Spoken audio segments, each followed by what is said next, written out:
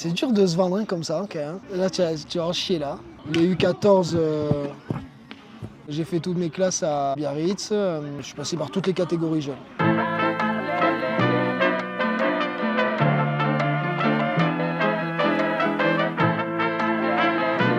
Je m'appelle Jonas Barbertegui. Je suis responsable de la cellule de recrutement au Biarritz Olympique Rugby. Alors, je suis arrivé en 2015 par le biais de Vivian Pradery. Il m'a proposé de venir entraîner les U14 au Biarritz Olympique Rugby. J'ai fait une année avec lui et après je suis monté avec Philippe Bidabé en U15 et après je suis monté toujours avec Philippe Bidabé en U16. Et après ça, on m'a proposé d'être le responsable de la cellule de recrutement. Voilà, c'est une création de poste qu'il n'y avait pas avant et ils me l'ont proposé.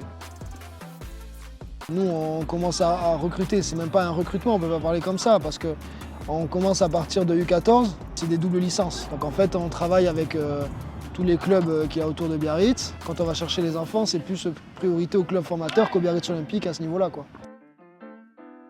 Déjà, on met ça en place d'abord avec Philippe Bidabé, qui est le responsable sportif et le directeur du centre de formation du club, sur les besoins de chaque catégorie, que ce soit pour les minimes, les cadets, les crabos ou les espoirs, et puis même pour les joueurs CDF, comme on est en collaboration avec les professionnels. Ça marche aussi sur des CV, il y a des CV spontanés qu'on reçoit par mail ou des appels parce que tout le monde a ton numéro ou ton adresse mail. Il faut aller superviser les matchs, il faut aller tous les week-ends faire le tour entre guillemets déjà du coin et après faire le tour aussi de la France, l'Espagne, etc. Il y a un gros événement qui est le Top 100, c'est où se regroupent tous les meilleurs joueurs des pôles espoirs de France. Il y a 100 meilleurs joueurs U16, 100 meilleurs joueurs U17 et en U18 ils sont 54. Voilà. Et après ça, il y a l'équipe de France qui vient derrière, U18 pour les meilleurs. Le but c'est ça, c'est de récupérer un maximum de joueurs à haut potentiel, surtout aux besoins que nous on a au club. On travaille beaucoup sur CV et on travaille aussi beaucoup avec des agents aussi. Parce qu'il y a beaucoup d'agents maintenant à cet âge-là, la plupart des joueurs ont des agents. En U16, U17, tu peux avoir un agent, ouais.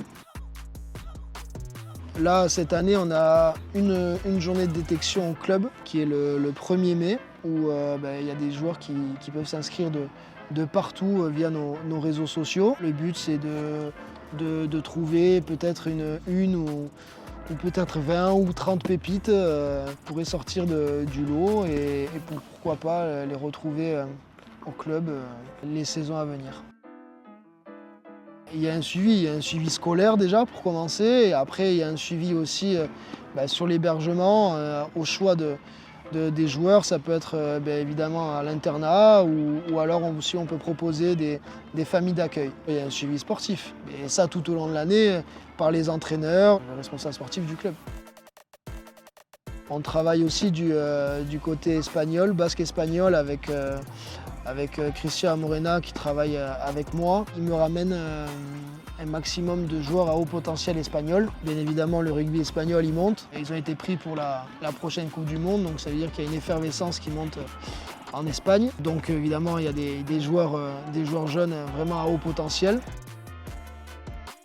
Moi, le joueur qui m'impressionne le plus, moi je dirais qu'il y en a deux que j'ai côtoyé, je dirais bien évidemment Teddy Thomas.